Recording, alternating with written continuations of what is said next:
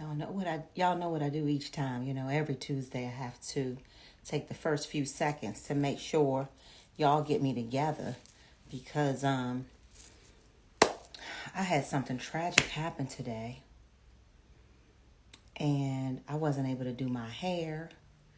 I wasn't able to do much of anything except, hey girl, I'm going to pull you into the video in about 2 minutes. So I had something tragic happen today. And that's why I wasn't able to do my hair. I wasn't able to do much except get myself right here at 8:30, y'all. Y'all want to know what happened to me? I had trauma myself today. I saw a mouse in the garage. Not only did I see a mouse in the garage, it squeaked. So I have gone through trauma today on a whole nother level, y'all. And I can't talk about transitioning from trauma to triumph with this because it's no triumph yet. The damn mouse is still in the garage alive. So I can't even speak about the triumphant side. All right, so all of that aside, I had to explain that real quick so you all would know what kind of trauma I had to deal with today. I do not fool with mice. Okay, so let's get serious. Hello, everyone. Welcome to another episode of Trauma to Triumph Tuesdays with me. Do I got lipstick on my teeth? Y'all know we get personal on here, right? So if I got lipstick, y'all just have to tell me. That's not funny, that whole mouse thing. Now, that's not funny. What's up, Allie? I love you, Carla girl, but that's not funny. That mouse thing I went through trauma today with that. Okay, so back to getting serious. I'm Terry Long. I am the woman responsible for this amazing program, Trauma to Triumph. We have had some amazing women come on here every Tuesday at 8:30 p.m. Eastern Time. We have been going nonstop. We have not missed a Tuesday. And there have been some things going on Tuesdays that could have gotten in the way. But God is determined to see this through. And I am just the vessel to do it. So listen, I am grateful for all of you all. The tribe is growing every week. One thing I do want to say before we get started tonight is, again, I am Terry Long. You can find out more about the Trauma to Triumph project on my website, www.trauma2triumph.com. I am planning to change the lives of millions of women of all ethnicities, of all backgrounds, of all age ranges through the sharing of our stories. We're going to do this together. We've got some amazing plans for this project, but in order to fulfill those plans and those needs, this project is very important. We are healing so many women through sharing our stories, but in order to continue the mission, we need funding. We do need funding for this project. We need funding for filming. We need funding for merchandise. We need funding for promotional materials. We need funding for conferences.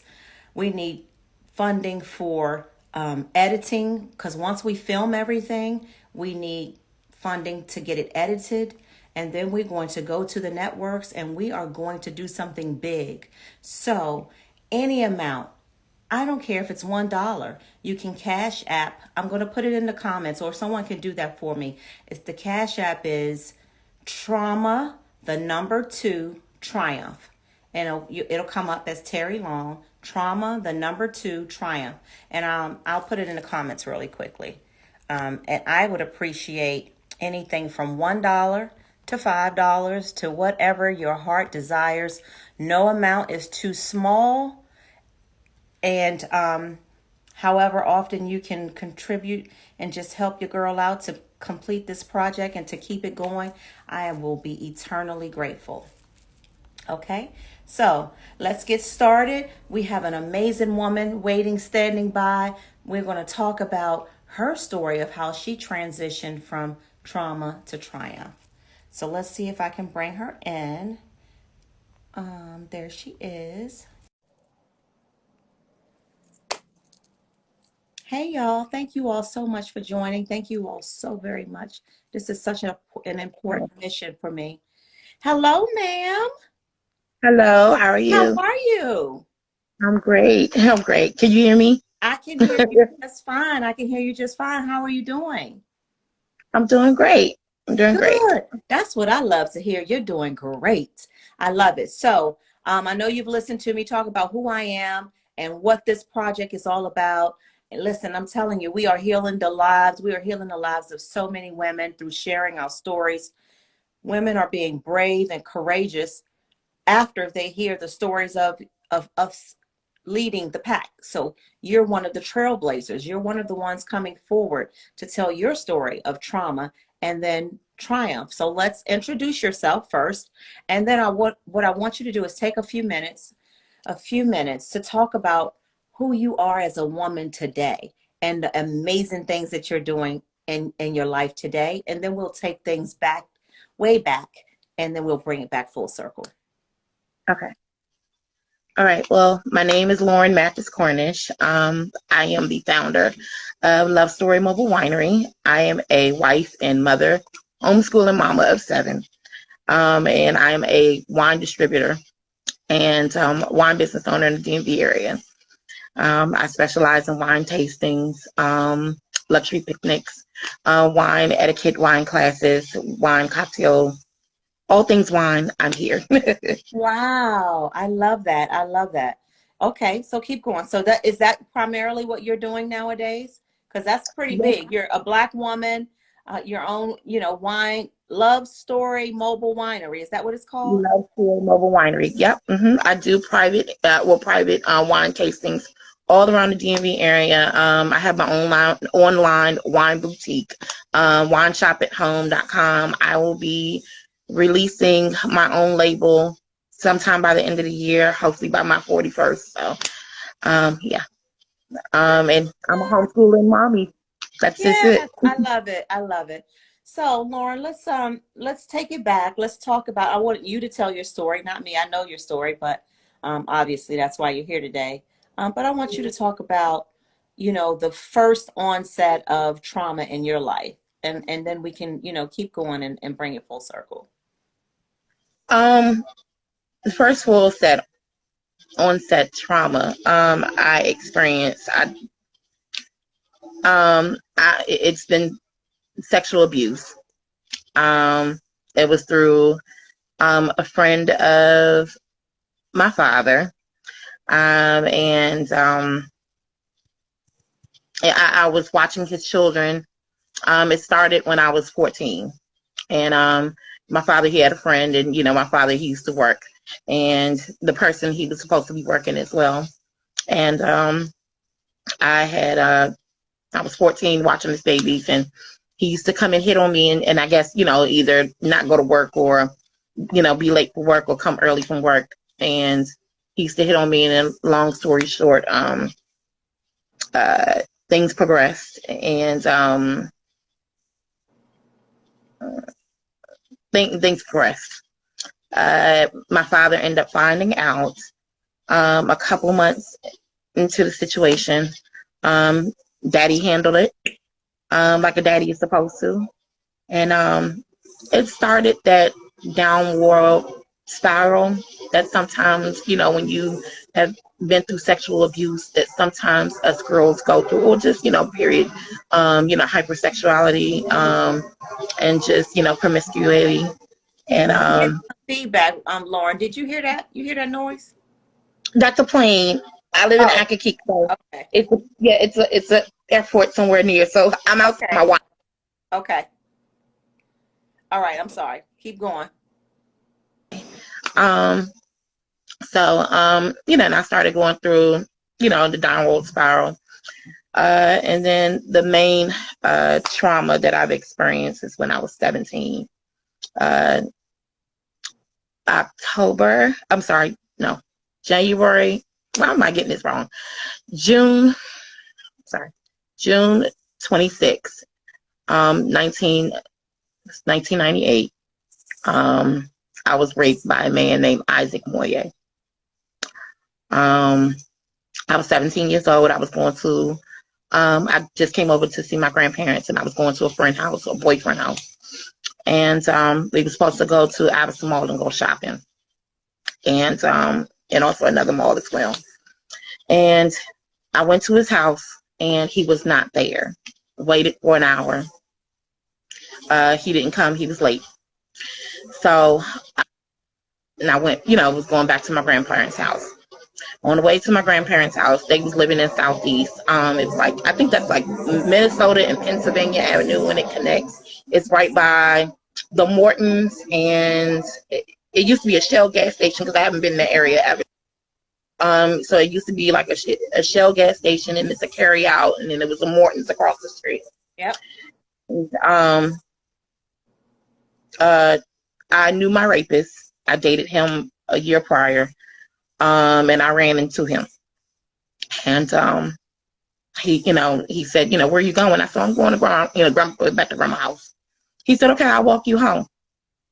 It started to rain, and he said, hey, listen, I'm going to take you the shortcut way because my grandparents, they lived on 23rd Parkway.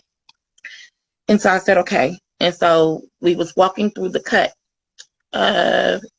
He started walking me up the hill, and then it started raining and pouring down. So he said, I'm going to take you through the cut. And the cut of it's a hiking area right by Marbury Plaza. So he started taking me through there. And I was going into senior high school senior year.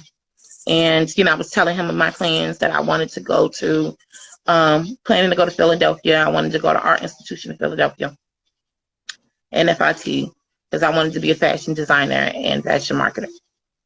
And, he asked me if I had a boyfriend. I said, yeah, I'm, back with my first boyfriend at the time. And he kind of got irritated, but I wasn't paying attention, and back then, little girl, sometimes children don't understand. Maybe I wasn't reading his energy right. And so he was like, yeah, I'm proud of you. And he put his arm while he was walking around me. And then all of a sudden, it just seemed like he snapped. And he tightened up his forearm around my neck. And he held on, he put me in a headlock. And then he squeezed me, and then he punched me in my head. And then he was, cussing at me. He was, how dare you go and be with someone else? You belong to me. Yada, yada, yada. Mm. And I'm trying to talk. And as I'm trying to talk, he squeezed so I couldn't talk. And he said, you say one thing, I'm going to snap your neck. So he's dragging me into the woods, deeper into the hike right by Marbury Plaza. And so it's a wooded area. And it was a log on the ground. So he threw me on the floor. And I had on a black skirt. And, he did what he did. And, then he was trying to choke me. And I started crying. I guess it hit him. And he stopped, and he was just like, I'm sorry. And I was like, I said, listen, just take me home. I want to go to my mommy. I promise I won't tell anybody. Just please, I want to go home. I want to go home. And he looked at me. He said, you lucky I love you because I'm going to let you live. And,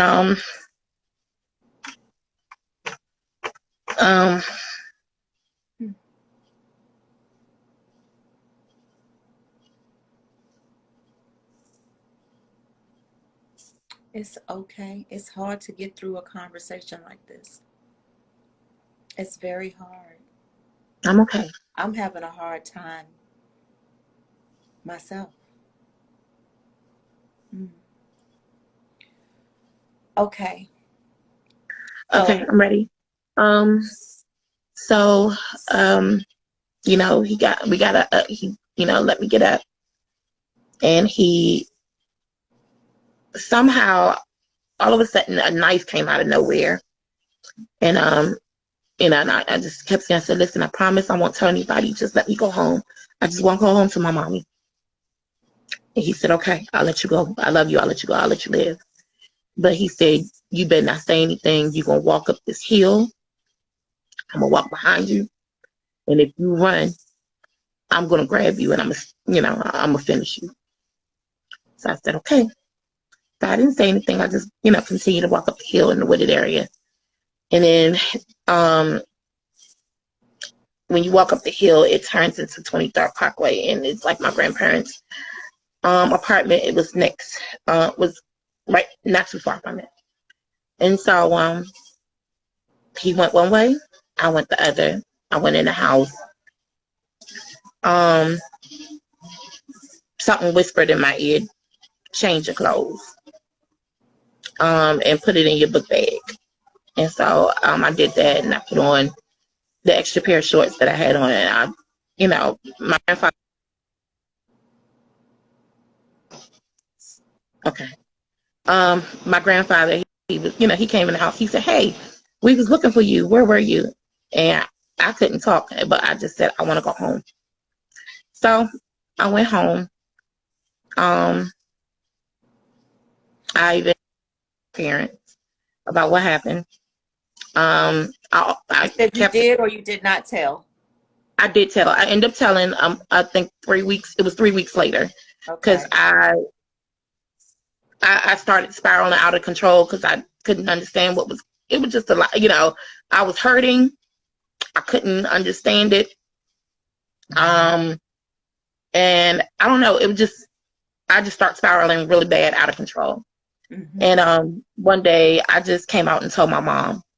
And so then my mother, she called. It was called the Rain Hotline back then. And then she contacted the police department and told my grandparents and what happened. And I kept the shorts. And and I submitted them in. And then I had to have a meeting, go to grand jury, went through all that process. He was tried and found guilty because he actually raped somebody after me. I was number 15. Come find out he was a serial rapist. He was supposed to go to jail. Well, he was supposed to go do prison for 22 years. He only did 10. I did not find out. He was supposed to do 22 years and then before he was supposed to do the full 22 years. And he was supposed to, when the 22 years came up, he was supposed to have parole. Okay. He did not have parole. He got out in 10 years. I was not notified. My family was not notified. I was supposed to notify you, especially when you're a minor. You're supposed to notify your family. They didn't notify me. 6 months after he raped me, 6 months after he was released from raping me and another woman, he met Unique Harris. And he killed Unique Harris on October 10th. She has been missing ever since. Her mom's name is Valencia Harris. And I didn't find out until last year, December 21st, on Channel Fox 5 News.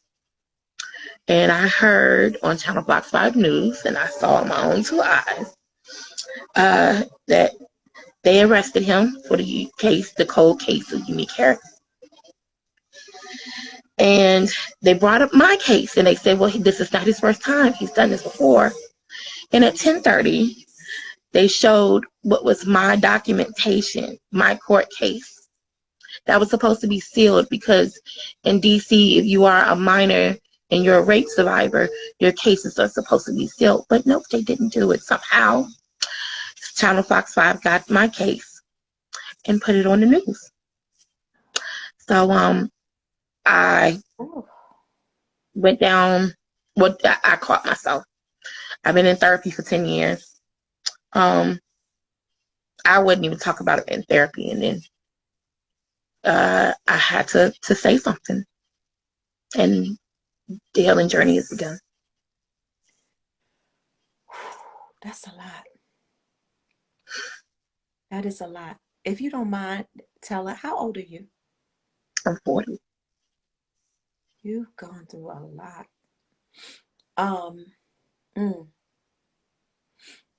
Okay, so he is walking around free now? He's in prison. Well, he's in jail right now, waiting for his trial date. Like I said, I was number 15. Then number 16 came 2 months after me. He was finally arrested. I think it was September 6th or something like that. I can't remember. Like I said, this was 1998. Okay, so he is behind bars now. He's behind bars now for unique Harris case. Okay. But he was let go for mine.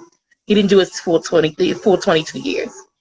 And I have slowly but surely started speaking about the injustices, especially sex crimes in DC, and especially, against brown and black girls, because our stories always get swept under the rug.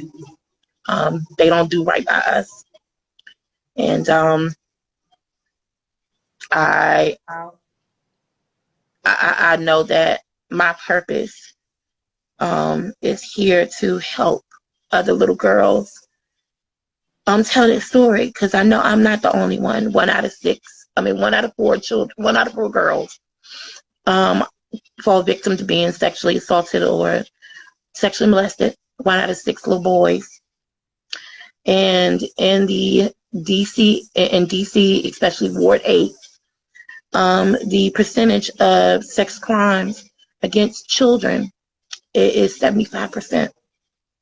So that means 1 out of 5 little girls or little boys are having their innocence taken away from them.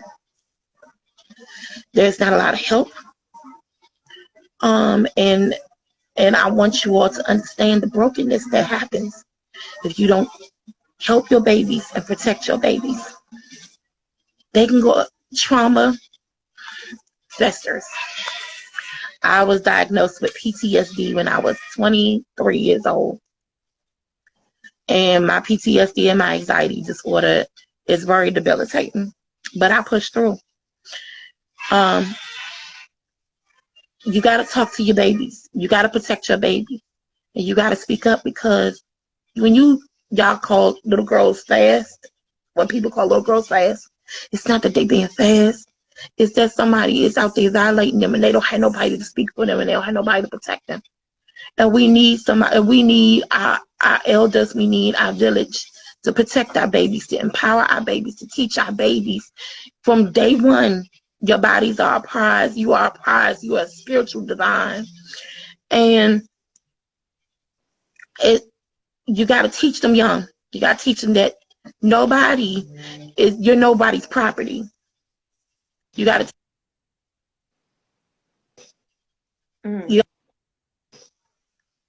You got to teach them, because if you don't,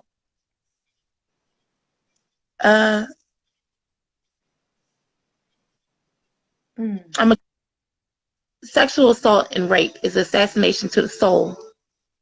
And if you don't take care of that, and if you don't heal that, it festers. And it harbors inside of you. And when you don't heal it, that part stays dead. It stays stagnant. We got to do better. It's such bad feedback when you talk. I mean, I'm able to still hear you, but it's Okay. really bad. So you said you've been in therapy now are you still in therapy? You was in therapy for 10 years? I'm in therapy every single Monday for 10 years. I had to get it was a lot of trauma. It was a lot of trauma. I mean, that wasn't, like I said, it wasn't the first time. I spiraled out of control. I, got into the adult entertainment industry at one point in time. I started dancing. I ran away from home, caused problems in my home because I didn't know how to, deal with, being a child. You don't know how to deal with all of that that's going on. You don't know how to deal with, trauma. And then I, started lashing out and like I said, becoming sexual, hypersexual. And then I met my first husband, when I was 20 and had my first son, and that was abusive. And then I met my now husband, 16 years. 16 years ago I met him, but we've been together for 15 years now. And he's the one that helped me through therapy. He's the one that actually got me through therapy. Kudos to We him. gotta help. You gotta. We gotta. I'm gonna just say you gotta be a voice, and we gotta do something about sex crimes, especially period in DC area, because we're gonna be losing our babies if we don't. Yeah. God kept me. I have an amazing family. I have an amazing husband. He's a light. He's truly a light. Because when he met me, honey, I was broken and messed, a hot mess, I and then have, right? hot young mess. And one day, and like I said, I was so hardened when I met him, and he said, "Why are you so hard? Why won't you let me hug you or be affectionate to you?" And I told my story. He said, "We gotta get you some help." And so now I have conversations with my babies. I've had relationship forums. We've had, um, sex, sex and health, and sex crimes awareness. Speaking out. I've had 2 engagements before the pandemic. Um, and I know this is God's mission. I know this is what He wants me to do. Yes, indeed. Yes, indeed. So, have you forgiven the man who sexually assaulted you? No, no, I never will. Never? No,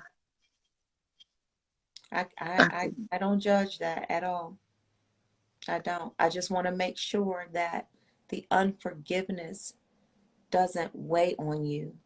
You know what I mean? Because sometimes unforgiveness and the hatred that we can carry for someone who did such harm to us really does weigh on us inside. And sometimes we don't identify it.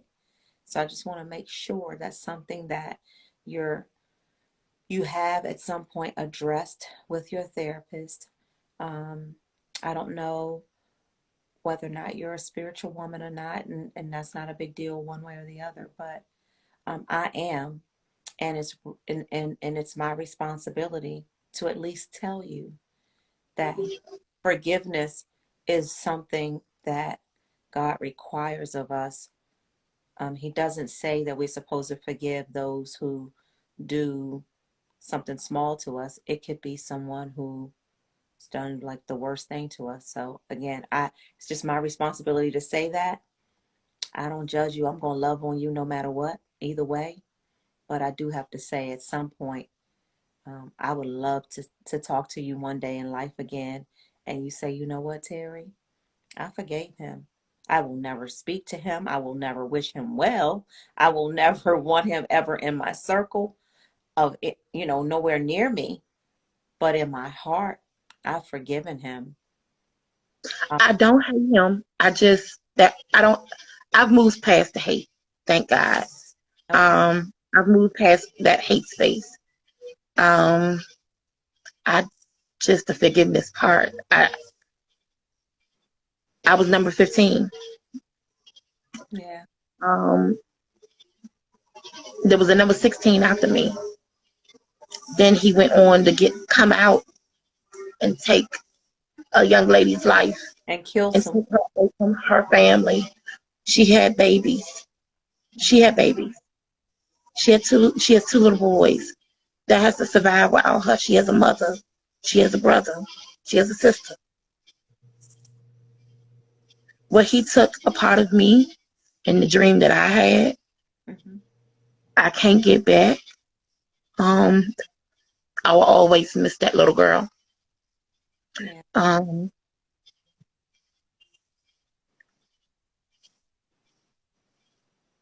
I understand. but the forgiveness, maybe it will come one day. Yeah, maybe. Um, Because God, forgive it's for you. My husband Stan came in the comments and he said, forgiveness is for you, not for him. It's for you. That's why I said just make sure that the unforgiveness isn't weighing you down in such a way that you might not even be able to identify with it. That's all. Just make sure that. And it is my hope and my prayer that at some point you can forgive. So, Are there any other tools that you used to move yourself or push yourself through this traumatic time in life? I know you got married and have an amazing husband and an amazing therapist. Was there anything else that you can share with other women that you use as a tool to help you overcome all the things that you went through from being sexually assaulted? My relationship with God, I have, it's a butterfly in here. um, my relationship with God, meditation works. Therapy is a must. Therapy is a lifesaver. Mm-hmm. You got to learn to do the inner work, and you got to honor yourself. Like I said, I didn't talk about it for years. Mm. Um, I didn't talk about it for years.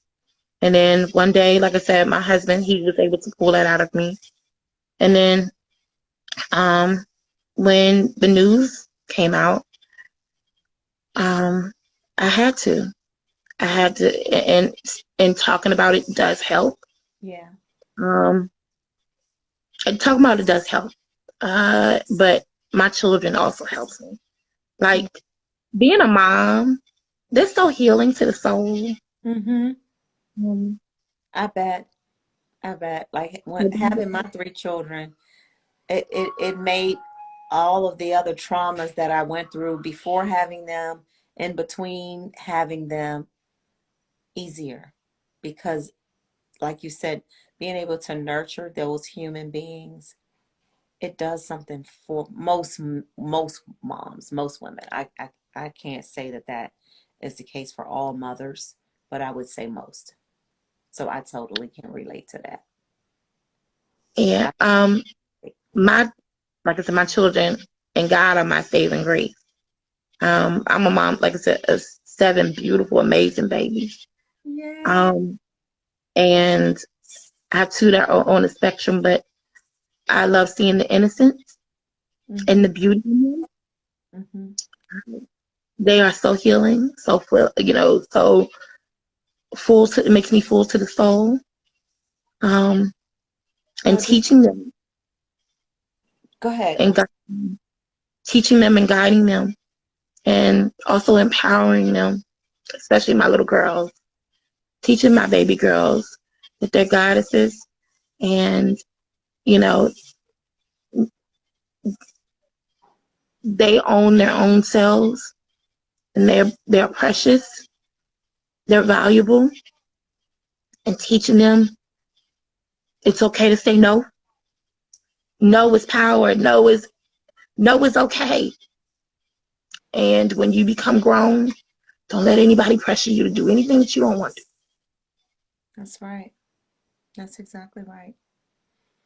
Um, what you went through, do you think it causes you as a mother now to have an extra level of sensitivity to guarding your young daughters? You know what I mean? Because you remember what happened with you when you were 14 and then again at 17. Are your kids yet in teenage ages? I So that, have a 18-year-old, I have a 16-year-old, I have a 15-year-old, a 13-year-old, soon to be 12-year-old. So yeah. Um, it causes you to have an extra layer of sensitivity towards like protection around them. Um, I've heard women say when things happen to them being molested at young ages or sexually assaulted, that, like for me, when I was raising daughters, I was very much like my daughters can't sit on no man's laps, not their daddy, not their granddaddy, not their uncle. You can't sit on anybody's laps. I did not. This was just a personal choice for me. I didn't allow anybody that was a male figure to watch my daughters unless it was their father. Even my own daddy, that I love dearly, could not watch my daughters unless my mother was there. And it wasn't because I thought he would do something, but listen, I Life happens. play when it comes to these girls anymore, and I just was very, very, very sensitive about that when I was raising daughters, and just wanted to know, if you were the same way. Yeah, I am. I'm a stay-at-home mom. I'm practically been a stay-at-home mom since I became a mother. Um, Mm-hmm. no sitting on laps. I am. I don't let nobody around my babies. Nobody. I mean, my oldest son, he keeps telling me, "Mom, you sheltered me," and I'm like, "Baby, I just want to keep y'all safe because things happen out here, and I Yeah. just want you all to be innocent and pure for as long as you all can, and I want to protect you because I didn't have that." Mm-hmm. Yeah. Well, honey, listen, I just want to tell you, woman to woman, that I admire your courage and your strength. I admire how you have been able to push through. I admire your story of going through so much trauma and now living triumphantly. And living triumphantly, like I always say, I think I failed to say this at the beginning today, but triumph can mean different things for different people. And I never want people to watch these episodes and think that triumph means wealth or that the person is rich and famous or something like that, because that's not what it means at all. Living triumphantly could simply mean I made it through and I'm alive, or I made it through and I still have my peace of mind. I made it through and I still have a heart to love. I made it through and I'm able to be a light for other people. All of those things are triumphant to me. You know what I mean? So it can mean something different for you. But I just want to let you know, give you your flowers while you're here. Because I commend you for even still being able to talk about it. When you were first talking about it, it was hard for me to even just listen because that's traumatic. You know what I mean? Being violated like that. I mean, and you know, I always say, even 23 years later, I still smell him. That never goes away. Um, Hmm. but God, right, God is amazing. He Isn't truly is to bring you through anything. anything? And him, I honor him and I give praise to him because he's he saved me. He saved me. And I just want to live my purpose for him. That's it. And I honey, just want to live for him. you are doing that. You are being an example also for women that are young girls that are coming up now, young girls who have been violated and are scared to speak up for themselves. So trust and believe that your story is going to impact someone. I know that. I feel that. And I appreciate you for your braveness. I appreciate you for being so candid and transparent. Even when the conversation got difficult for you, you kept pushing. You pushed through. And I'm very grateful for that. So thank you so much for being a part of the Trauma to Triumph project. You are in with us now, girl. So we've got some work to do. Please don't consider this as the last piece of work because we've got more work to do. We are going to do some amazing things. We are going to do some brunches. We're going to do some conferences, and you're going to have to pull up with some of that wine you have. Listen, we're going to do some things, and it's going to be all for the good of healing women everywhere. That's the whole goal for me, and that's in my heart to share our stories every week in such a way to reach other women. And so again, I just want to say thank you for sharing your story. And I want to say to those watching, thank you so much. I want to also say that if you are a woman, a young woman, older woman, and you want to share your story of how you went through some trauma and now you're living triumphantly, please, please share it with us. Share it with us. You see, this is a movement. We're helping other women. Your story could help someone too. Please send me an email, info at trauma, the number two, triumphdoc.com, or my website where you can just submit your story there. It is www.trauma, the number two, triumphdoc.com. You can DM me. You can call my cell phone, however you want to get me your story. please do that. And if you know of someone who you want to recommend to this project, please, please send me their information. I would love to reach out to her and see if she would love to be a part of this project too. I love to share something that is really meaningful to me, and it's very short. And people love to say that experience is the best teacher. And while experience is a great teacher, I love to share that wisdom is the best teacher, because once you acquire that, then your experiences will be better because you have the wisdom now to carry on. And we have the wisdom now to share with others that are coming behind us so that their experiences can be different and better. You all right, girl? I'm okay. I'm You good. did it. You did it. You did it. This will be up on my Instagram live. It will also be up on my YouTube channel tonight. Please, you all, if you're watching, subscribe to the YouTube channel. It's Trauma, the number 2 Triumph, DOC on YouTube. Please subscribe. Tell someone about this project. Please let them know if you all know of a philanthropist that is looking to give money to a great cause. Hello, Trauma2Triumph. We're accepting donations by the end of this year. This LLC will be a nonprofit, and so anything that you donate in 2022, you will be able to write it off to a charitable organization. So I wanted you all to know that as well. But in the meantime, the Cash App is working. It's $ trauma, the number 2 triumph. No amount is too small. $1, $5, whatever it is. We need funding to keep this thing going, and I appreciate all of it. I appreciate your prayers. I appreciate you telling people about it, all of it. So any way that people are able to help, I'm grateful. So thank you And all I'll be so seeing much. you in next week. Oh, yay. Thank you so much again. And make sure it's up on the YouTube channel, you share it with as many as people as you know, please. I sure will. Okay. Thank you for the lessons. All Have a right, great evening. y'all. We're going to be right back here next Tuesday, y'all, at 8:30 p.m. Eastern Standard Time with another amazing, brave, courageous woman sharing her story of how she turned her trauma into triumph. Until next Tuesday, y'all. Bye. Bye.